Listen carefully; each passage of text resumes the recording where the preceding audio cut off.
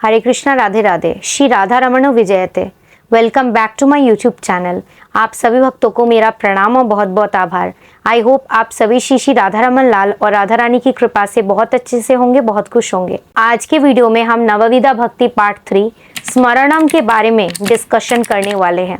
इससे पहले मैंने नवविधा भक्ति पार्ट 1 श्रवणम और नवविधा भक्ति पार्ट 2 कीर्तनम की वीडियो डाल दिया है, आप लोग जाके देख सकते हैं। मैं डिस्क्रिप्शन बॉक्स में भी लिंक प्रोवाइड कर दूंगी। तो आज के वीडियो में हम स्मरणम के बारे में डिस्कशन करेंगे। मैंने बोला था कि नवविधा भक्ति का पार्ट कंप्लीट होगा, उसके बाद हम दूसरे टॉपिक पे आएंगे, इसलिए पार्ट 1 एंड पार्ट 2 कंप्लीट हो चुका है। आज पार्ट 3 के साथ स्टार्ट करते हैं।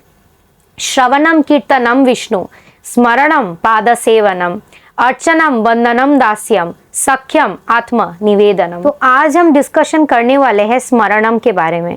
स्मरणम मतलब भगवान को हमेशा याद रखना, हर एक परिस्थिति में भगवान को स्मरण करना, भगवान को याद करना, यही होता है स्मरणम। तो स्मरणम के आचार्य है प्रहलाद महाराज।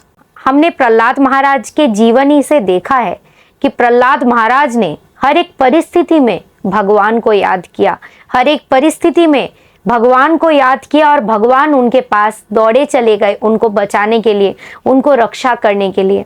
इनफैक्ट जब प्रहलाद महाराज ने बोला कि इस खंबे में भी भगवान है, तब भगवान नरसिम्हा अपनी भक्त की मान रखने के लिए वहां पे प्रकट हुए।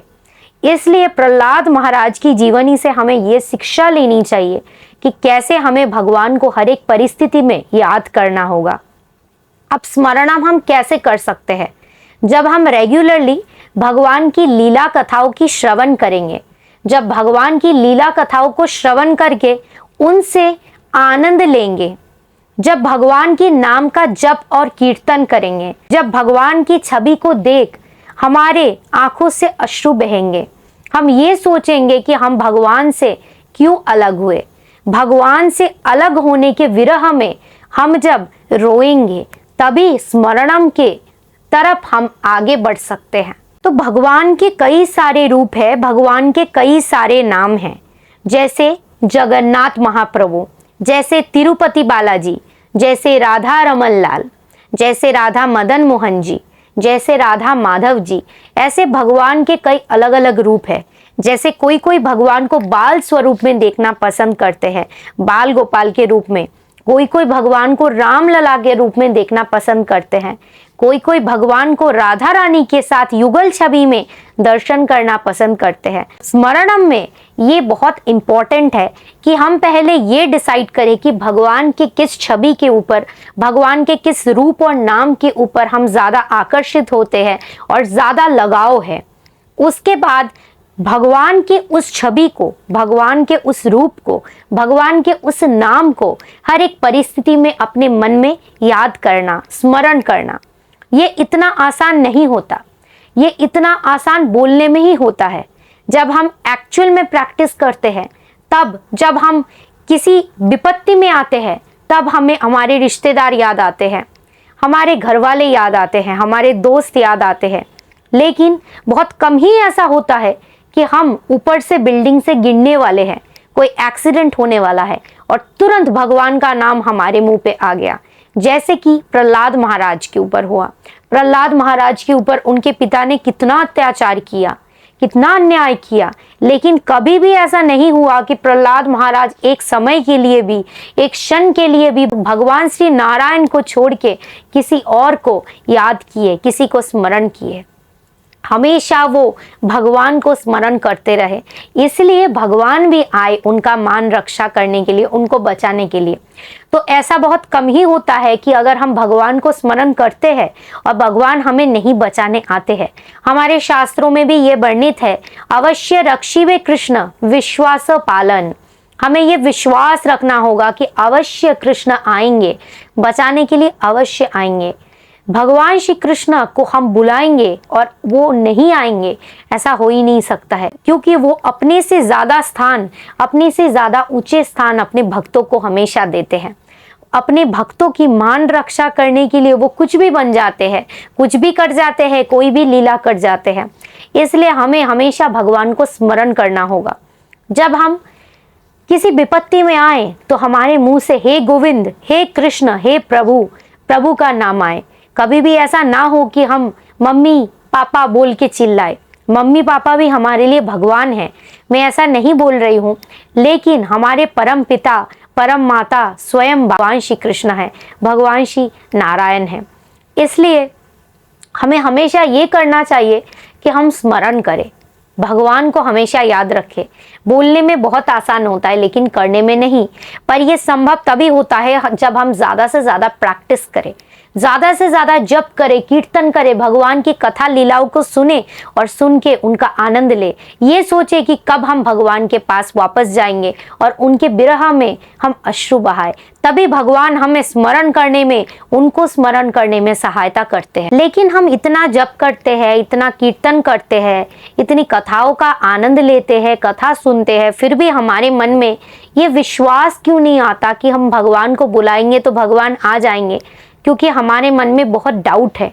ऐसा कहा जाता है कि कलयुग में इंसान का नेचर बहुत संदेह करने वाला है, बहुत संदेह करने वाला है।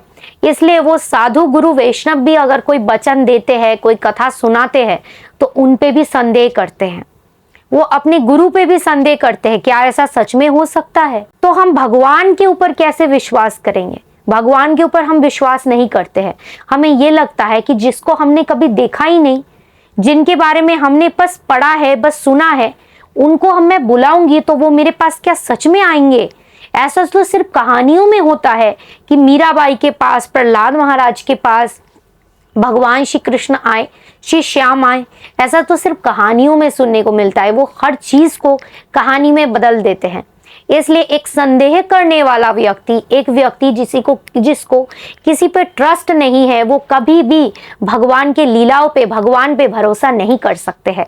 वो हमेशा संदेह करेंगे, वो हमेशा यही बोलेंगे कि ये पॉसिबल नहीं है कि भगवान हमें बचाने आएंगे, भगवान को मैं कैसे याद करूं। लेकिन जिस दिन हमें ये विश्वास हो जाएगा, अवश्य रक्षिबे कृष्ण विश्वास पालन, कि हाँ, मैं जिस भी परिस्थिति में हूँ उस परिस्थिति में भगवान मुझे जरूर आएंगे बचाने के लिए, तो ऐसा हो ही नहीं सकता कि भगवान ना आए। भगवान किसी ना किसी रूप में, किसी ना किसी वेश में, किसी ना किसी माध्यम से जरूर आएंगे हमें बचाने के लिए। लेकिन हम ऐसे भगवान की भक्ति करने वाले लोग हैं कि हम 2 दिन मंदिर जाते हैं, भगवान की भक्ति करते हैं, फिर भगवान से कुछ कामना रखते हैं, भगवान से कुछ चीज मांगते हैं, किसी इंसान को ही सपोज हम मांग लेते हैं। उसके बाद जब भगवान हमें उस चीज को नहीं देते हैं, उस इंसान को नहीं देते हैं, या उस जॉब को नहीं देते हैं जिसके लिए हम भगवान की इतनी पूजा सेवा करते थे, तो हम भगवान के ऊपर गुस्सा हो जाते हैं। हम बोलते हैं ये भगवान है, भगवान को मैंने कितना पूजा किया, कितना भोग चढ़ाया, भगवान के लिए मैंने इतने व्रत रखे, फिर भी भगवान ने क्या किया? मेरी एक मनोकामना नहीं पूरी कर पाए भगवान, तो इन भगवान पे मैं भरोसा रखूंगी। लेकिन कलयुग के लोग मूर्ख है, वो ये नहीं समझ पाते कि जिस परिस्थिति को, जिस सिचुएशंस को, जिस इंसान को हम यहाँ पे देख रहे हैं, उससे ज्यादा अच्छे से, बेहतर तरीके से भगवान ऊपर से देख रहे हैं। सपोज आप किसी के साथ रहना चाहते हैं, आप किसी जॉब को पाना चाहते हैं, उसके लिए आप बहुत मेहनत करते हैं, किसी इंसान को पाने के लिए आप भगवान से दिन रात पूजा करते हैं, तो आपको पता नहीं है कि वो इंसान आपके पीछे कैसे है, उस इंसान के मन में क्या है, उस इंसान के दिल में क्या है। लेकिन भगवान ऊपर बैठे सब देख रहे हैं। भगवान वो बातें भी सुन रहे हैं जो आपके अनुपस्थिति में, आपके एब्सेंस में कहा जाता है। भगवान वो बातें भी सुन रहे हैं जो इंसान आपके लिए अपने मन में कह रहे हैं। भगवान उन सब चीज़ों को भी देख रहे हैं जो फ्यूचर में अगर आप इस जॉब को पा लेते हैं तो आपके साथ होता है। इसलिए भगवान पे भरोसा रखिए, जो भी होता है अच्छे के लिए होता है। ऐसा नहीं है कि भगवान हमारा बुरा चाहते हैं, ऐसा हो ही नहीं सकता। अगर कोई चीज़ हमें नहीं मिल रहा है, हम ये बोलते हैं कि भगवान ने बेईमानी कर दिया, भगवान ने इतना नहीं कर पाए भगवान मेरे लिए कि मैंने एक जॉब ही मांगा था, मैंने एक इंसान को ही मांगा था, लेकिन उसका फ्यूचर क्या है ये आपको नहीं पता। उसका फ्यूचर क्या है ये भगवान को पता है। मैंने अपनी जिंदगी में देखा है, मैंने बहुत चीज़ मांगे हैं भगवान से, चाहे वो जॉब हो, चाहे पढ़ाई में कुछ हो, लेकिन किसी ना किसी तरीके से भगवान ने उस चीज़ को रोक दिया है, मेरी जिंदगी में नहीं आया है। तो मैं टूट पड़ी थी, मैं रोई थी, मैंने पूछा था भगवान से कि आपने ऐसा क्यों किया, लेकिन उसके बाद थोड़े साल बाद, कुछ समय बाद मुझे ये रियलाइज हुआ कि हे भगवान, मैं उस सिचुएशन में रहती, मैं अगर उस जॉब को करती तो मेरे साथ कुछ बुरा हो सकता था, तो आपने मुझे उस सिचुएशन से बचा लिया, क्योंकि मुझे नहीं पता मेरे साथ फ्यूचर में क्या होने वाला है। उस जॉब को अगर मैं करती हूँ, उस पढ़ाई को अगर मैं करती हूँ, मुझे नहीं पता मेरे साथ फ्यूचर में क्या होने वाला है, लेकिन भगवान देख रहे हैं, इसलिए वो जॉब नहीं मिला तो उससे बेहतर कुछ मिलेगा। और जो भी मिलता है वो भगवान की इच्छा से ही होता है। यही है स्मरणम, कि भगवान को हमेशा याद करना है। यही हर परिस्थिति में हमें याद करना होगा कि जो भी मिला है वो अच्छे के लिए मिला है, जो हो रहा है अच्छे के लिए हो रहा है, जो हुआ है अच्छे के लिए हुआ है, जो होगा वो भी अच्छे के लिए ही होगा। और जब भी विपत्ति आए तब नारायण को बुलाएंगे, मधुसूदन को बुलाएंगे। ऐसा हो नहीं सकता कि मधुसूदन दादा हमें बचाने के लिए ना आए। यही होता है स्मरणम, और इसकी शिक्षा हम ले सकते हैं प्रहलाद महाराज जी के जीवनी से। प्रहलाद महाराज जी की जो जीवनी है उसका चर्चा करना, उसका पढ़ना, उसको पाठ करना बहुत जरूरी है, तभी भगवान के ऊपर अटूट विश्वास, अटूट आस्था आ सकता है। स्मरणम के लिए एक पॉइंट बहुत जरूरी है कि हम बचपन से ही भगवान की भक्ति में जुड़ जाए। मैंने बहुत लोगों को ये बोलते सुना है कि बुढ़ापे में भक्ति करेंगे, लेकिन बुढ़ापा देखा किसने है? बुढ़ापा आपने देखा या मैंने देखा है? कि मेरी जिंदगी की लाइफ स्पैन कब तक है, इसकी गारंटी मुझे कौन दे सकता है? कौन सा ऐसा दुनिया में डॉक्टर है, कौन सा ऐसा एस्ट्रोलॉजर है, कौन सा ऐसा गुरु है जो मुझे इस चीज की गारंटी दे सकते हैं कि मेरे पास बुढ़ापा आएगा ही आएगा? इस चीज की गारंटी कोई भी दुनिया में नहीं दे सकता है, चाहे कोई कितने भी पैसा वाला हो, चाहे कोई कितना भी बड़े एस्ट्रोलॉजर हो, चाहे कोई कितने भी बड़े डॉक्टर हो। इस चीज की गारंटी दुनिया में कोई नहीं दे सकता है, क्योंकि हर क्षण में विपत्ति है। इसलिए बहुत जरूरी है कि सिंस चाइल्डहुड हम भक्ति में लग जाए।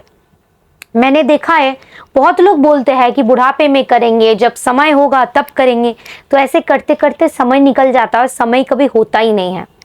आज जो यूथ जनरेशन है वो जो गलत दिशा में भटक रहे हैं, बार में जाके बैठे रहते हैं, स्मोक करते हैं, ड्रिंक करते हैं, खराब लड़कियों के साथ घूमते हैं, पार्टी करते हैं, मतलब क्या गलत गलत चीजें करते हैं, और उसको बीइंग वेरी नॉर्मल का टैग लगा देते हैं, बोलते हैं it is very normal. In fact लड़कियां भी करती हैं। अब मैं कुछ इस पे बोलना चाहूंगी तो फिर लोग बोलेंगे तो हाँ क्या दिक्कत है, ये लोगों को दोनों ही आना चाहिए। एक कोई मंदिर में भी जा सकता है, क्लब में भी जा सकता है, दोनों ही आना चाहिए। तो यही तो डिफरेंस है। अगर आप भक्ति में आते हैं तो आपको दोनों में ही नहीं जाना पड़ेगा, क्योंकि आप समझेंगे कि आपके लिए कौन सा सही है, कौन सा गलत है। आप जब इन बुक्स को पढ़ेंगे, आप जब सही नॉलेज को गेन करने की कोशिश करेंगे, तब आप कभी भी गलत रास्ते में जा ही नहीं सकते। इसलिए इट इज़ वेरी इंपॉर्टेंट कि हम बच्चों को बचपन से ही भक्ति की शिक्षा दें, भक्ति की पाठ पढ़ाए, ताकि वो बड़े होके कोई गलत कदम ना उठाए, गलत रास्ते में ना जाए। आजकल की युवा इतनी डिप्रेस्ड हो चुकी है कि कोई पढ़ाई में फेल होता है, एग्जाम में फेल होता है तो मर जाता है। समझ नहीं आता कि आजकल की जनरेशन इतनी ज़्यादा शॉर्ट टेम्पर्ड कैसे है, इतनी ज़्यादा इम्पेशेंट कैसे है। इसके लिए बहुत ज़रूरी है कि हम भक्ति में आए, कि ये जीवन इतना सस्ता नहीं है कि इसको फालतू में मज़े लेके उड़ा दे, फालतू में कुछ नहीं हुआ तो उड़ा दे, एक एग्ज़ाम में फेल हो गए तो ज़िंदगी को ख़त्म कर दे। ये वैल्यूएबल जो ह्यूमन लाइफ है, ये प्रेशियस ह्यूमन लाइफ है, उसको सही रास्ते में ले जाके सही तरीके से सही गोल तक पहुंचाना बहुत ज़रूरी है। आप भक्ति की बात करते हैं, अगर आप ज़िंदगी में कुछ बड़े भी बनना चाहते हैं, आप किसी बड़े आईएएस ऑफिसर का एग्जाम्पल ले लीजिए, आप किसी बड़े ऑफिसर का, बड़े बिजनेसमैन का एग्जाम्पल ले लीजिए, जो आज बहुत बड़े कुछ गोल में पहुंचे हैं, पढ़ाई करके। स्पेशली जो स्टूडेंट्स एग्जाम क्रैक करते हैं, यूपीएससी क्रैक करते हैं, सीजीएल क्रैक करते हैं, आप देखिए कि जब आप स्मोक करेंगे, जब आप ड्रिंक करेंगे, जब आप मास्टरबेट करेंगे, तो ये सब चीज़ें इतनी गंदी है कि ये आपका जो गोल है, ये इस गोल तक कभी भी नहीं पहुंचने देगा आपको। हमेशा रोक लेगा, हमेशा रोक लेगा। इसलिए आप बार बार एग्जाम में फेल होएंगे, बार बार आप डिप्रेशन में आएंगे, फिर से आप उस डिप्रेशन से निकलने के लिए स्मोक करेंगे, ड्रिंक करेंगे और गलत गलत कदम उठाएंगे, गलत लड़कियों के साथ बाहर जाएंगे। तो ये बहुत गलत चीज़ है, जिस ट्रैप में आप फंसते जाएंगे, फंसते जाएंगे। इसलिए इट्स वेरी इंपॉर्टेंट कि भगवान को हमेशा याद रखना चाहिए, स्पेशली बचपन से ये चीज़ें हमारे माइंड में घुसा देना चाहिए कि कौन सा सही रास्ता है, कौन सा गलत रास्ता है। आजकल माँ बाप भी ड्रिंक करते हैं, स्मोक करते हैं, तो वो बच्चों को क्या पाठ पढ़ाएंगे कि तुम स्मोक मत करो, ड्रिंक मत करो, ये तुम्हारी हेल्थ के लिए खराब है, तुम बार में मत जाओ, तुम इलिसिट रिलेशन मत रखो, एक लड़की के साथ रह के, एक वाइफ के साथ रह के अलग अलग अफेयर्स मत चलाओ। आजकल जनरेशन ऐसी है कि कोई किसी को रोकने टोकने वाला नहीं है, क्योंकि सभी इसमें जुड़े हुए हैं। माँ बाप, बच्चे सब एक साथ ड्रिंक करते हैं बैठ के। तो यही जनरेशन से हम कुछ अच्छा एक्सपेक्ट नहीं कर सकते हैं। लेकिन अगर आपको जिंदगी में भी कुछ अच्छा बनना है, डिप्रेशन से बाहर रह के पॉजिटिव लाइफस्टाइल लीड करना है, इट्स वेरी इंपॉर्टेंट हम हमेशा भगवान को स्मरण करें, भगवान को याद करें। यही एक रास्ता है। ये रास्ता कठिन जरूर है, लेकिन ये रास्ता का डेस्टिनेशन जो सुंदर है, जो पीसफुल है, ये इस गलत रास्ते वाले में जो है फंसे हुए हैं, इनके डेस्टिनेशन से काफ़ी ज़्यादा अच्छा है।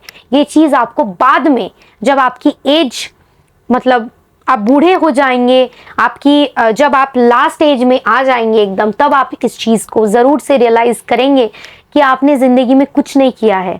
अगर आप भगवान की भजन भक्ति कर लेते तो ज़िंदगी में बहुत कुछ कर लेते। तो ये समय आने से पहले, ज़्यादा लेट ना हो जाए, उससे पहले ही हमें ये कोशिश करना चाहिए कि हम भगवान की भक्ति में आ जाए, भगवान को स्मरण करें और भगवान तक वापस जा पाए। तो चलिए आज के लिए यहीं पे इस वीडियो को रखते हैं। नेक्स्ट पार्ट के साथ मैं जल्दी ही आने वाली हूँ। कुछ भी बोलने में गलती हो गई हो तो आप लोग क्षमा कर दीजिएगा। आप सब पर श्री श्री राधा रमन लाल और राधा रानी की कृपा हमेशा बनी रहे। आप सब बहुत अच्छे से रहिए, बहुत खुश रहिए। हरे कृष्णा, जय श्री राधे।